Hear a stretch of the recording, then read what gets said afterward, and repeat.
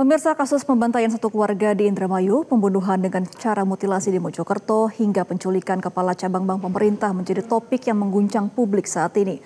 Menurut kriminolog Monica Margaret, faktor ekonomi dan dendam pribadi serta sakit hati menjadi pemicu terjadinya pembunuhan. Kasus yang terjadi pembunuhan satu keluarga di Indramayu, kemudian yang terjadi di daerah Mojokerto gitu ya oleh sepasang kekasih, dan juga kasus yang terjadi kepada kepala bank BUMN gitu ya, kepala cabang bank BUMN. Ini tidak semata-mata fokusnya pada masalah ekonomi ya Mas ya. Saya rasa ini ada motivasi yang berbeda-beda gitu ya, latar belakang yang berbeda-beda yang menjadi penyebab terjadinya pembunuhan ini.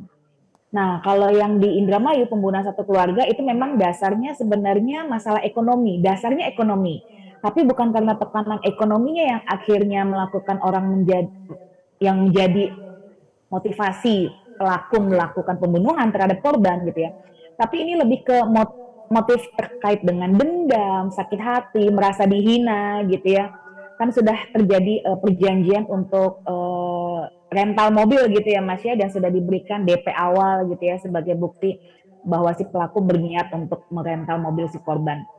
Tapi ternyata karena satu dan lain hal, situasi kondisi mobil yang tidak memungkinkan untuk dikendarai gitu ya. Jadi pelaku merasa ini terjadi penghinaan nih terhadap dirinya oleh si korban gitu ya.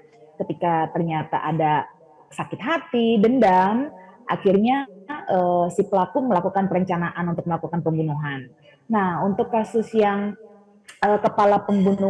pembunuhan kepala cabang bank BUMN sampai saat ini justru masih menjadi penyelidikan di kepolisian gitu ya Mas ya. Kita masih belum tahu jelas, belum tahu pasti gitu ya apa motif yang terjadi.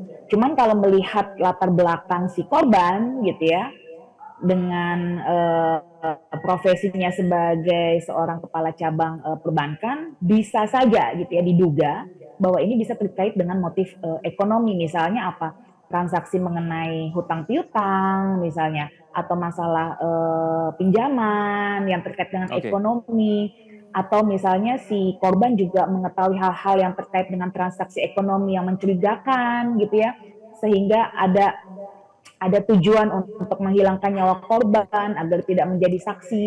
Itu bisa saja terjadi. Tapi kembali lagi, kita masih menunggu hasil penyelidikan kepolisian terkait hal ini. Nah, kalau untuk yang di Mojokerto gitu ya, yang dilakukan oleh pasangan kekasih terhadap pasangannya, ini kan jelas bukan motif ekonomi gitu ya, tapi lebih pada bagaimana pengendalian diri emosi si pelaku gitu ya, itu merasa terhina, sakit hati karena selama ini akumulasi perbuatan, respon, tingkah laku dari pasangannya gitu ya, yang perempuan gitu ya, itu selalu memberikan penghinaan gitu ya, tidak merasa tidak memberikan penghormatan kepada si pelaku. Jadi hal ini yang bisa menjelaskan mengenai masing-masing motivasi pelaku pembunuhan tadi. Download Metro TV Extend sekarang.